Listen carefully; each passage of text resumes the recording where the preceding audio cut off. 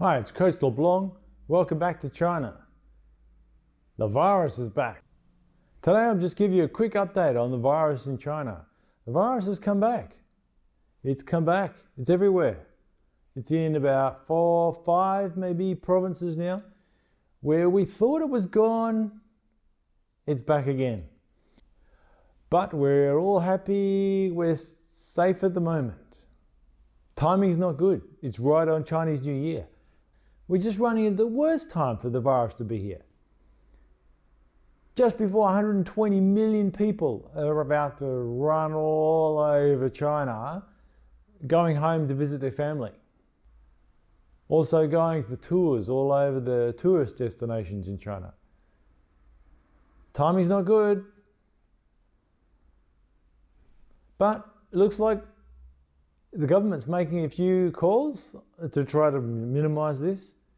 Right now, we've got more restrictions on travel, and each province is now set up a 14-day quarantine period. Chinese New Year is only maybe 7 days. What does that leave us? Not a lot. So we're going to end up with, people are not going to go. I think that's what the government's hoping.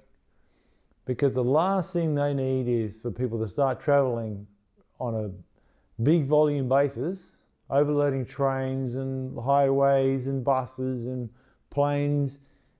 And the virus that's already starting to spread from some returned travelers has potential to explode across China like it did last year. Now China's got some very good tricks up its sleeve. Since maybe March, earlier the 2020, after the virus hit, by March the government, they'd already designed apps to use in our phone to give us all what's called the health code. I'll show an example of mine here. The healthy code gives you green, orange and red status. Obviously you're green if you're safe and you're well and there's no risk or exposure. It'll change to amber or orange the very second the system detects that you have been anywhere near in the vicinity of infected people. And obviously it will go red if you've been confirmed to have the virus. Each province has their own registration, their own local apps, but they all fit together. So if you travel into another province, you need to register with your phone number into the other app in that province as you arrive.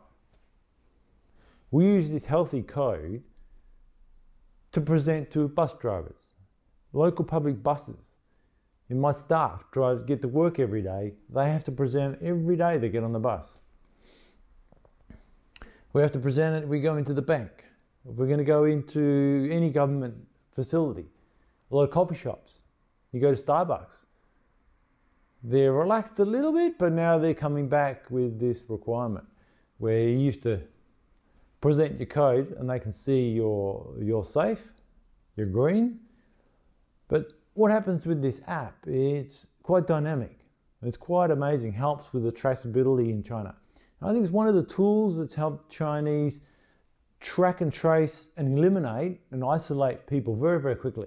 So it gives us some confidence in China that there's some way to try to fix these problems and it won't get too out of control. Basically, when you open your green code, every time you open it, it connects to GPS signals and it knows where you are.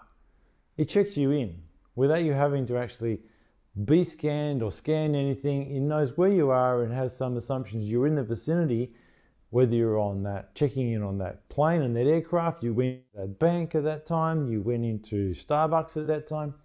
So if they detect somebody who was sick and they trace that person back to being in that coffee shop around the same time you were there, then the system automatically flags all the people that were in that coffee shop around that time who could have been exposed, and your phone green code automatically goes to orange. You can't do anything about it. You're suddenly a possible infected person. That immediately gives the government the ability to go and track you down, find out where you are. They've got your phone number, they've got your ID, they've got your passport. So if anyone is running around out there that's infected or passed it on to someone else, to someone else, to someone else, there is some comfort in that the government's got some tools to track and trace this quickly. Now, I know in some other countries, they've tried to run these apps of sorts. They've tried to do something, run an app in Australia. Not many people actually bother to even download the thing, let alone use it. And it doesn't have the actual real tracking and tracing that they have in China. Because I don't think the freedom concept of what's a free society in Australia, UK have got an app as well, they wouldn't all get on board and would feel they're being watched or controlled. But in China, we don't care about this because we know it works. It's one of the key tools here in China the government's used to be able to isolate, track and trace and get to isolate the people and stop the spread very quickly. So I hope in this next few weeks, I hope not too many do move around China. I hope most people do stay home. Hopefully, the next COVID-19 in China update I give you guys in a couple of weeks after Chinese New Year is over. Hopefully it'll be good news that we didn't have massive spread across China.